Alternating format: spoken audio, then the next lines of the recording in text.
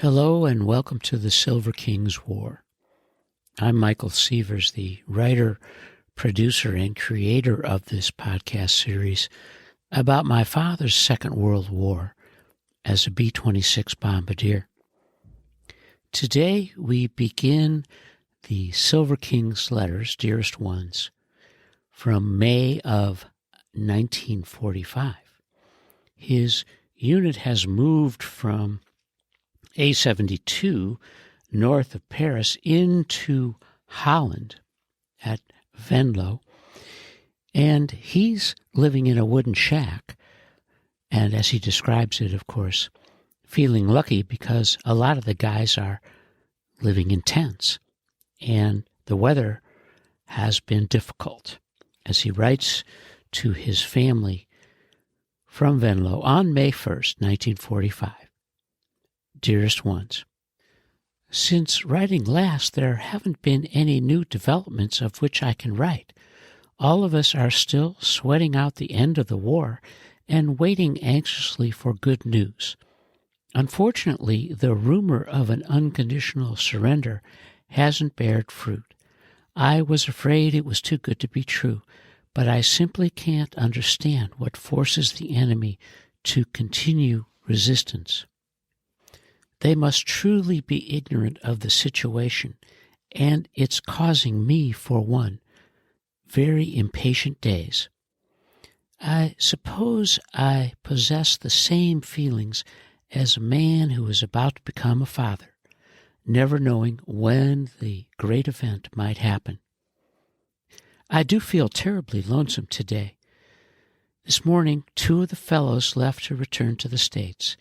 They had been my roommates since the first day of my arrival over here. One was my ex-pilot, and the other was the assistant operations officer of whom I have previously written you about. We had become so attached during the many months, I feel sort of lost without them. They were 2 swell fellows and as good a friend as anyone could possibly want. But they deserved to go home after being here for 14 months, and both were captains, too. In one of your letters, you asked for information concerning the whereabouts of Fomby. I had no idea his father would write you, and I didn't want to write you about it. But since you know now, I can give you the whole story if you will take a look at my crew picture taken while at Barksdale. The boys with me are the ones in question. Upon arrival here, I was replaced by someone else for various reasons. Then, one day, the boys failed to return from a mission. No one knows exactly what happened to them, whether they are dead or prisoners of war. That's why they are listed as missing in action. I can't give you any more information, for that's all we ever know. If they were taken as POWs, their parents will be the first to know. I suggest when you write that you say nothing of this. Tell them you know of nothing more than what his father wrote, as most assuredly you don't want to build up what may be false hopes. I received no mail the last few days, so I don't know if you're still in Chicago or what your plans are. Anyhow, I'm sure this will be forwarded to you in any event. I'm anxiously awaiting to hear all the details about your visit. A request. Please send me an assortment of foodstuffs with stationery and stamps. I'm fine and thinking of you constantly, hoping you're well. Love to Ida. I love you and miss you, Stan. Stanley, as an Air Corps veteran now, does a nice job of explaining to his mother about what happened to the guys who he trained with at Barksdale in Shreveport, Louisiana. They crossed the ocean together, got posted to A-72, and then he was moved up, and someone replaced him as the bombardier in that crew. They went MIA in mid-February of 1945. Of course, Stanley is writing to his family on May 1st and correctly wasn't going to divulge anything to his parents until the war was over. But Jim Fomby's dad has written his mother a letter, and Stanley has advised her about what to do. And he writes to his family from Venlo, Holland on May 3rd, 1945. Dearest Ones, from the stationery you will know I have received one of your packages. Most welcome it was, too. A month en route isn't bad either. The chicken and cheese were absolutely delicious, and I do thank you for it. Also, I do wish you would send more of the same. You'll notice I'm not being stingy with my requests any longer. I also have 3 of your very sweet letters, as recent as April 17. You were surely excited about going to Chicago, which is easily understood, and I suppose by the time this reaches you, you will be home again. It's a shame your visits have to be so brief, but I can understand why you don't want to be separated.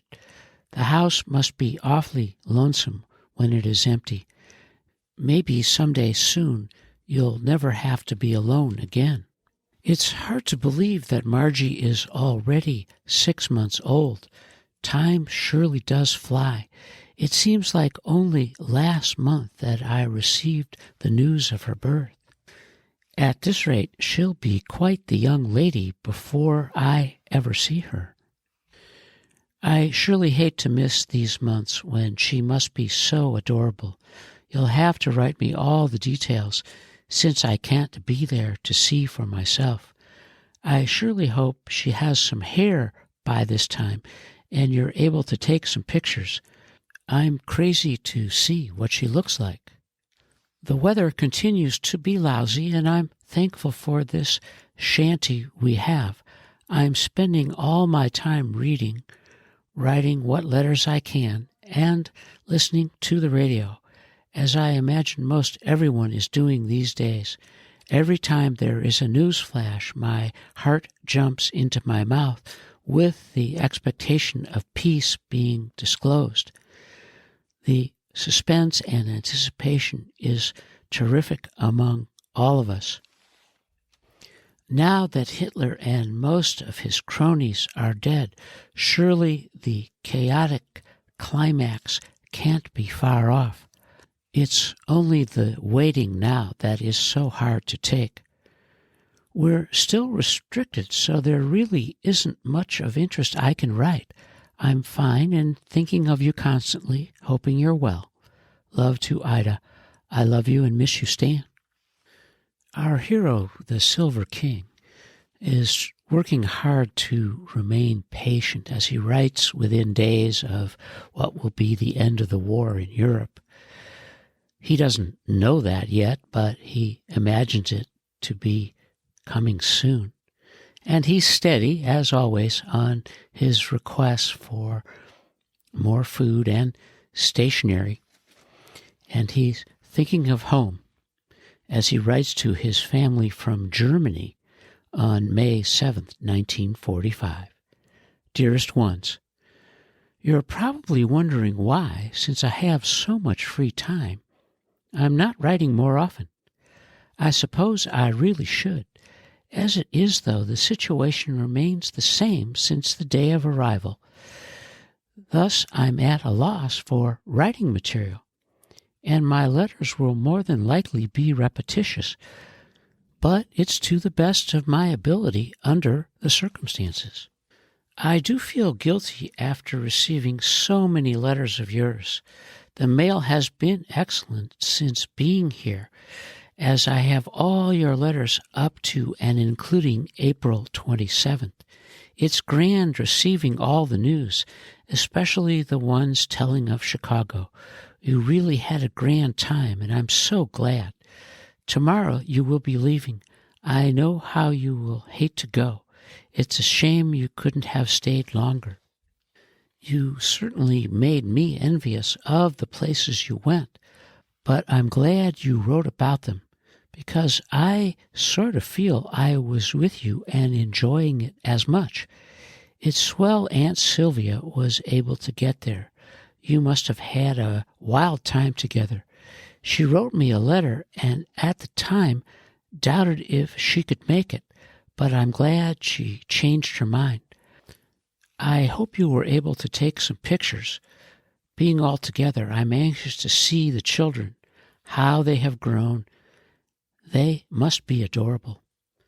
I was terribly sorry to hear of Leona's trouble with her toe.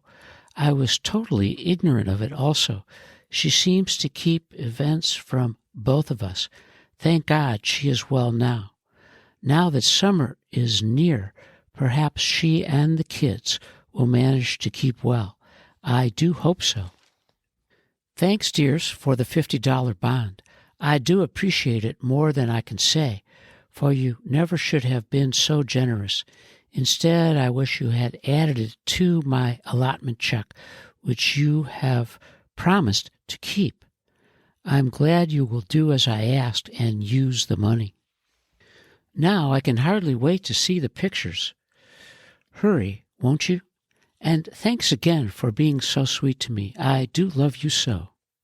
It's a beautiful day, a real change from what it has been, and more than welcome. As I suppose you are, I'm sitting next to the radio, listening and waiting for that all-important announcement. I feel sure it will come today, maybe within the next hour. I know how happy you will be, and you can be assured my feelings will be the same. I can't describe what it feels like to know I won't have to face the enemy again. It is something that has no words for it. It's more or less like awakening from a dreadful nightmare. And as I sit here, I thank God over and over again for his protection and guidance. So before very long, I'll be on my way home again. It won't be tomorrow, next week, or next month, but one day I'll be traveling in your direction. And just be patient until then, and console yourselves with the fact that I'm safe and sound. Please keep well and have a drink for me. Love to Ida. I love you and miss you, Stan. Our hero, the Silver King, has written a letter that is dated May 7th, 1945, on the day of the announcement that the war in Europe was over.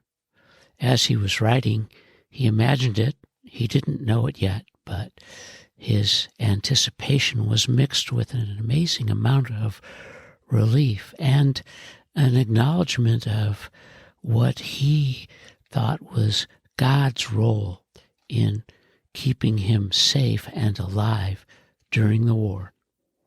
And of course, he encouraged his parents to be both patient and ready to appreciate the news over a cocktail, as he wrote to them on May 11th from Germany in 1945. Dearest Ones, I certainly have neglected you this past week, and I apologize. However, under the circumstances, I'm sure you'll forgive me, and too, considering the events that have taken place. Now that this war is actually over, you must be as happy as I. Still, it is difficult to realize it's over. I was right in saying the anticipation was greater than the realization. The act of peace was taken calmly by all here. Of course, we all got tight, but there wasn't any presence of an air of celebration. Personally, I had thought that I would be elated beyond words when the end finally came. But to the contrary, I didn't feel anything at all. The only explanation I can offer is that the war in the Pacific is staring us in the face, and it isn't a pleasant sight. You're probably anxious to know what will happen now, and I wish I could tell you something definite. But I'm as ignorant of it all as you are, At the present, we aren't doing anything, just waiting for something to happen. So don't expect me home anytime soon. I'll probably see the summer through before returning to the States. Just be patient and console yourself with the fact that I'm safe. I'm so glad Johnson was able to talk to you.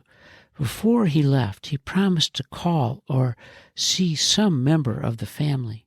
It's a lucky break you happen to be in Chicago. I, too, am sorry you weren't able to meet him, as he is a swell fellow. I really hated to see him leave. We'll close for now, hoping you're well. Love to Ida. I love you and miss you, Stan. P.S. A very happy Mother's Day, Mother dear. I'm sorry I can't send you any flowers. Our hero, the Silver King, writes with relief and acknowledgement of the work that it took to end the war in Europe, his war, and that when he and his guys got the word, they got tight, which is no surprise. But as he described it, they were acknowledging what it took without gloating over what it meant. And we have reached the end of part 1 of the Silver King's letters, Dearest Ones, from May of 1945 in Europe. The European Theater of Operations is ending its official war activities, but there's much work to be done in the post-war phase. And you are listening to the Silver King's War.